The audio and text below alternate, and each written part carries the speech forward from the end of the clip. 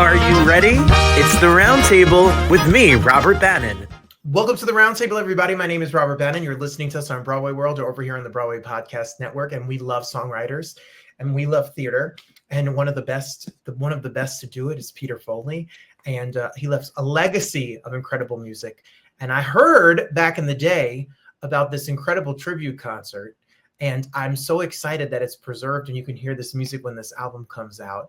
His wife and collaborator and helped write things is here. We have a little bit of a Broadway superstar here as well. It's a party. It's a celebration. Kate, you're here. Kate, welcome. And Manoel, welcome to the show. Hi. Where have you been? Why haven't you hung out with us before? We love your work. Good question. I am happy to be here now, though. Couldn't be here for a better reason. Agreed. Thank you so much, Kate. Congratulations on this absolutely stunningly beautiful project. Thank you so much. I cannot express how amazing it feels to be releasing this incredibly music out into the world, performed by such amazing vocalists. And it's just, it's a dream. It was Peter's dream. And, now this music is going to reach so many people and we're just thrilled. Before we even get started in the nitty gritty of it all, I want people to know that Out of Myself, the Songs of Peter Foley, is going to be out and about. You can go to peterfoleymusic.org and get all the information about it and his legacy of music. And you could also follow them on Instagram at Peter Foley Music. And Kate just said that they started a TikTok. As I want Kate to do TikTok dances to Peter Foley music on the TikTok.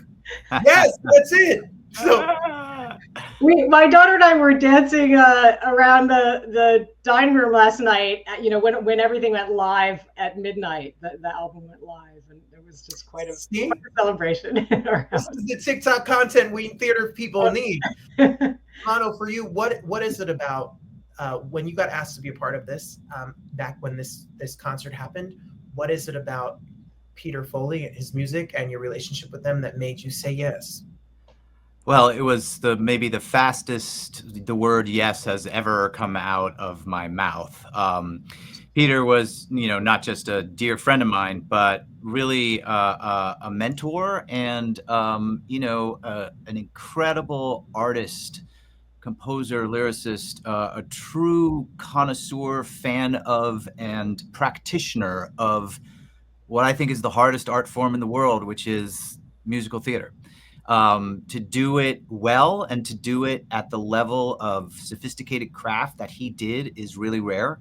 And I think, his great idol was, like for so many of us, Stephen Sondheim. And the level of care and detail that Steve brought to his work is what Peter brought to his work. And we always used to joke that, Steve's success with West Side Story afforded him the luxury of being able to spend like 2 weeks on 8 bars, right? And Peter would do the same thing. And so what they, of course, didn't have is the same time frame in which they were producing. And, Peter didn't have a Hal Prince to shepherd his work along.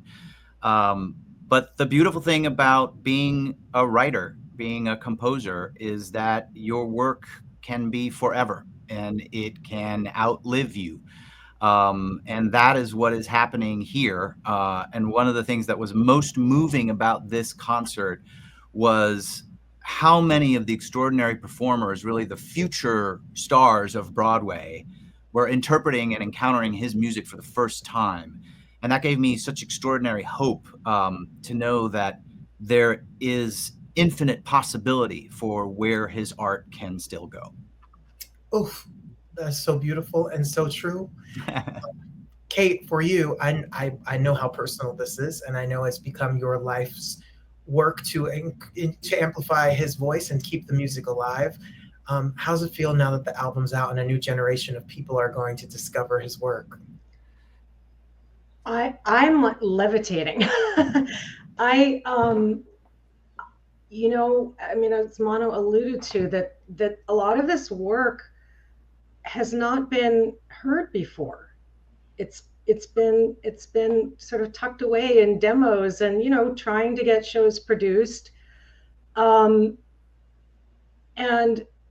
but the work is so strong and powerful, and the level of craft is just, beyond. And I do remember that one of the things that I loved the most about doing that concert, I mean, it was great to have, Kate Baldwin, Mono, Melissa Erica, all these wonderful Broadway performers. We put together a chorus of musical theater students from sort of New York, New Jersey area. And the things that they said afterwards, they were so inspired by Peter's music and the process, and getting to work with Rob Berman, and that felt like, yes, we are, this music is not stuck in time. It's a living body of work, and it can only just keep expanding from here, and that does feel amazing. Yeah, I felt like watching those kids that night. I was like, oh, I'm seeing his music turn into this like benign virus, and it's like infecting them, and they will pass it on to others. And the way young people get excited about a song they heard at somebody's cabaret, and then they sing it for showcase, and then somebody saw it on YouTube, and before you know it, there's a production, here's another production, now you're on Broadway, now you're at Encores, because one of his shows could someday be a show at Encores that gets revived, that never had the success it deserved back in the day, or that's now being rediscovered and revalued in a way. There are lots of artists for whom that has been the case. I mean, when we think of the three greatest classical music composers of all time, Robert, you might say, Mozart, Beethoven, and Bach, for instance, right? Well, Mozart and Beethoven were both like superstars during their lifetime, but Bach was not. In fact, it was 200 years later, but when Mendelssohn was like, y'all, this guy's a genius, and really brought his work to the attention of the world in a way that then was sustained and continues to exist to this day. And that's the beauty of art, right? The Latin phrase is vita brevis ars longa, I think, and what it means life is short but art is long. And that's, I think, what we are in the process of doing here with this album. The music lives forever. It will live forever. So, Kate, did you all, Mano and Kate and Peter, are you all like a Yale reunion team? Like, what did you all meet there? What is the story, Kate? Tell us. Sure. Yes, Peter was one of the very first people I met freshman year, and we were just sort of friends and acquaintances. And then when we were seniors, he was a music major in a very academic music department.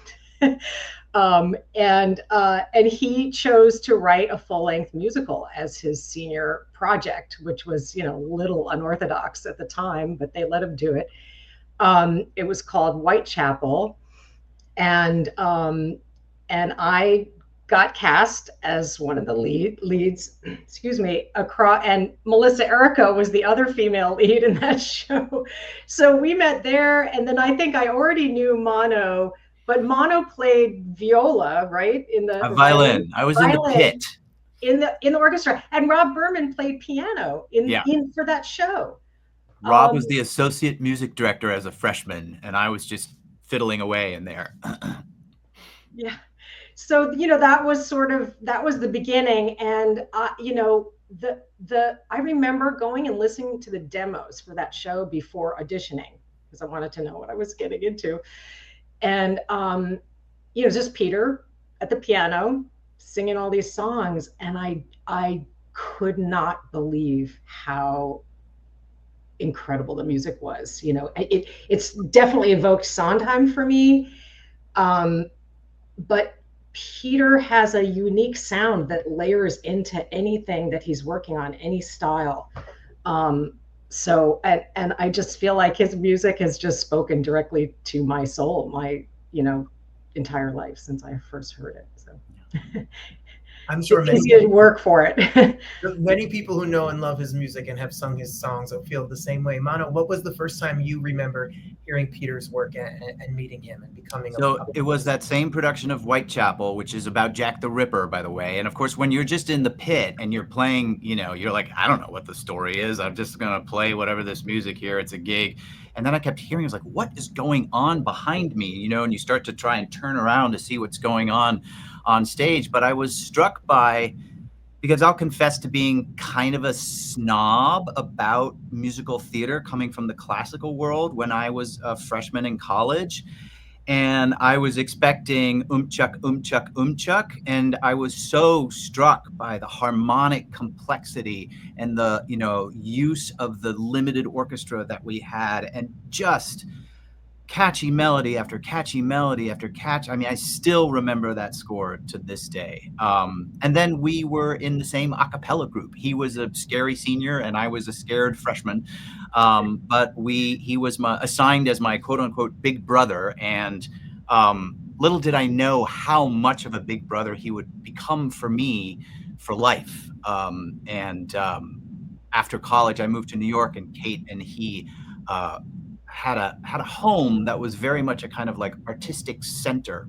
They called it the Karma Hut, where Melissa and I and all these recent Yale grads who were in the theater or in the performing arts would gather. And so they very much became the kind of like godparents of a whole group of musical theater folks from Yale during that time, and then eventually a whole bunch of other people. So of course, when it came time to sing on the demo or to be in the reading or whatever, it was this kind of unofficial ensemble, this unofficial company of actors that they had kind of collected and curated around them.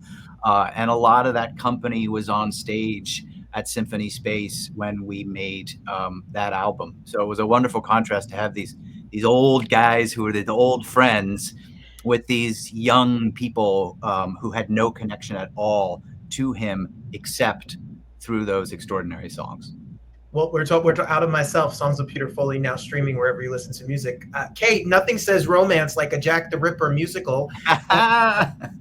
In your personal life, I know you guys end up being together and being married. What can you say about Peter Foley, not the musician, but the man that you would like us to know?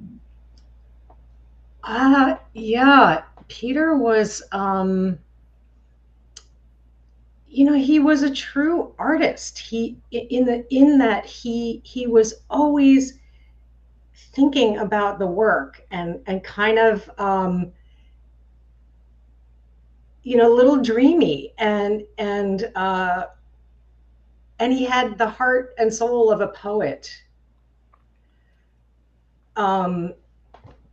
And at the same time, he was this kind of, erudite, hilarious person who could talk to anybody. Anyone could have a conversation with him about any topic, and it would be fun and interesting.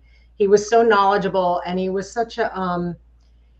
he had such a big heart and a sense of light. And I think that impacted so many people over the years. And that essence, honestly, really comes through in his art and his songs. I love that.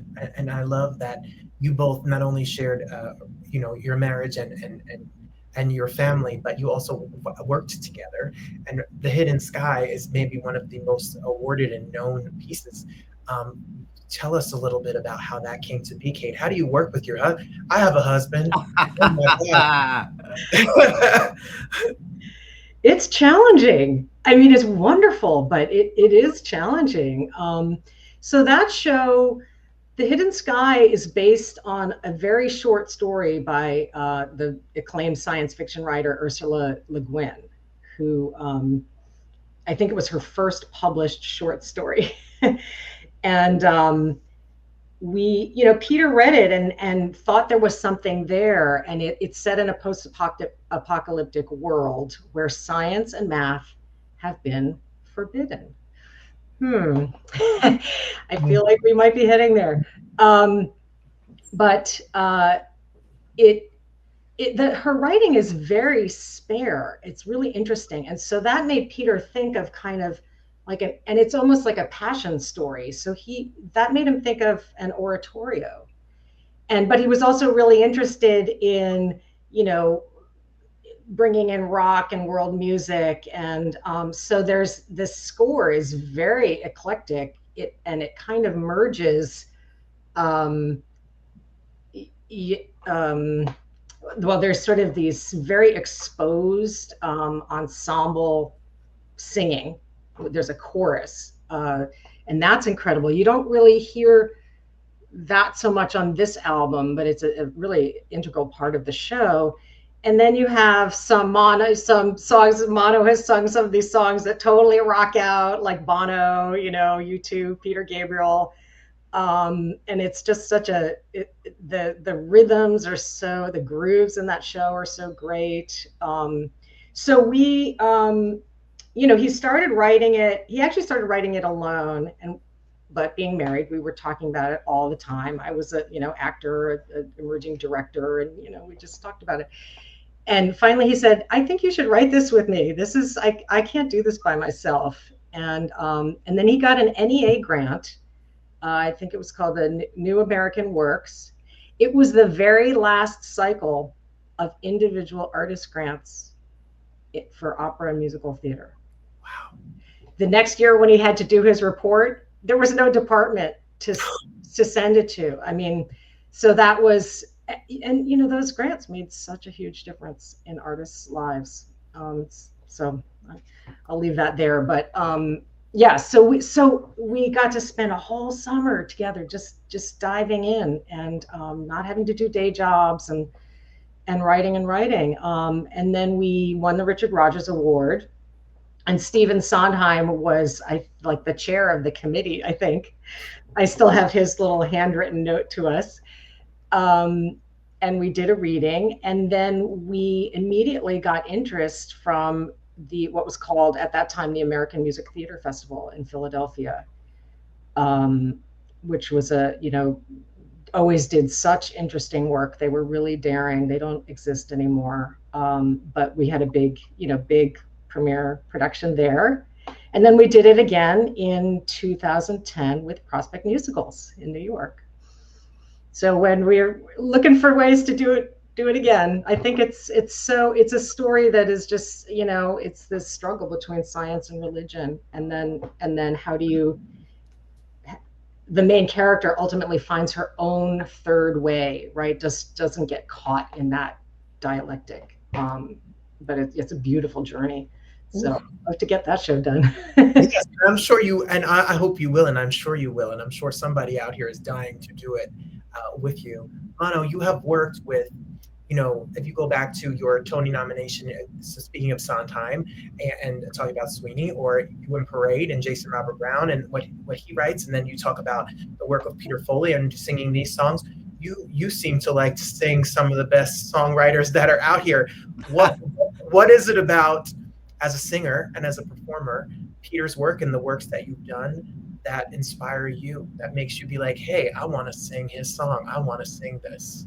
Yeah. I think it is, precisely that same level of, I don't know if this adjective exists, but Sondheimian hair that both Peter and Jason, especially in Parade, bring to their work, right? They both came up in the same generation who idolized Steve and who thought that the musicals of Stephen Sondheim were the beginning of a sea change in how Broadway musicals, what could be possible with the Broadway musicals. And I think both of them might agree that sadly, a lot of Steve's work now has become more of an anomaly rather than a wholesale change in what is commercially viable on Broadway. But you never know, and things can change back. What they both have in common, and what I strive to do with both of them, is to honor the level of care that they bring to their work. Every note and every word is carefully chosen. And with Peter in particular, there was this longing that was at the heart of a lot of his songs that I believe was actually something that he knew was a kind of connective tissue between human beings. And I felt the responsibility to be the messenger of that message. And that can be heavy sometimes, but it can also be so exhilarating and inspiring when you feel like you've done it, when you feel like you have pierced the hearts of the people who are listening. Because ultimately, he's a writer and he relies on us to make that bridge, that final gap. And that's something that this album does. Oof, I can't wait for people to, I got a sneak peek, but now it's available. So now you can listen to it from beginning to end, and some of the best Broadway voices, some of the greatest singers that are out here singing, all are singing these beautiful, gorgeous. I mean, you talk about melodies, gorgeous, stunning melodies. Kate, you and your daughter and carrying on his legacy and this, I'm sure these have not been easy past few years. And I'm sure that there are many hard days, but I know that many people are going to find a lot of joy in you persevering and getting this music out. What would you like us to do? How can we support and keep the music of Peter Foley alive? Oh, thank you, Robert. Visit our website, peterfoleymusic.org. So we formed a nonprofit 501c3, the Peter Foley Music Project, to advance Peter's legacy. And you know, our mission is to encourage performance, recording, and publishing of his work to get his music out into the world. So go listen, buy the album, stream the album, however you want to listen to it. We do feel that if you have time and to listen to the whole album from beginning to end, it is really rewarding. It's a remarkable journey. There's so many different styles of music, but again, always with that Peter Foley sound, that voice. And, you know, share it with your friends, share it on Instagram, social. We're now on TikTok, unbelievably. So who knows? But yes, please share the music. That's really what we're asking people to do. We want this music to be discovered by, you know, new people, new fans, new generations. We want the benign virus to keep spreading.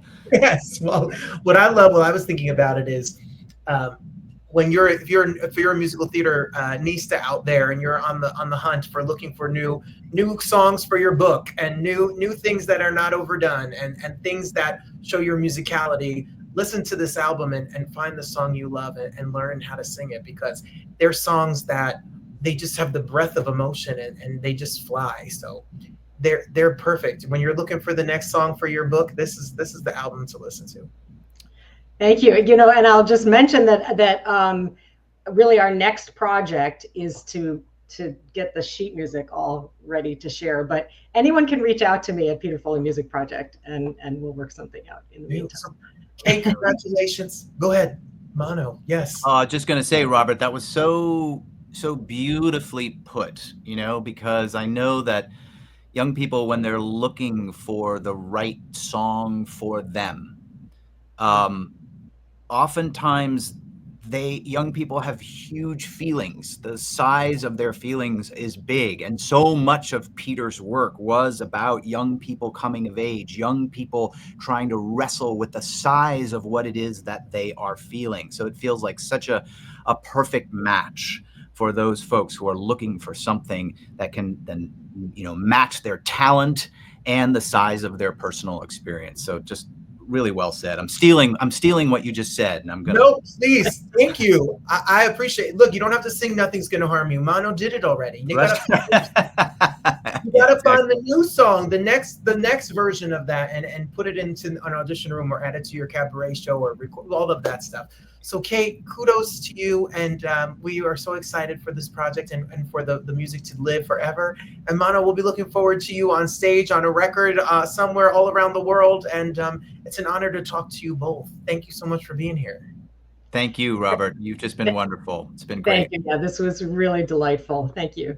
Out of Myself, Songs of Peter Foley is out now. It's streaming wherever you can listen to music. Make sure you go to peterfoleymusic.org and find out all the information and follow them over at Peter Foley Music on Instagram. We'll put the secret TikTok link on the bottom too, so that we can share that as well. Congratulations. Thank you all. Thanks, Robert. Thank you.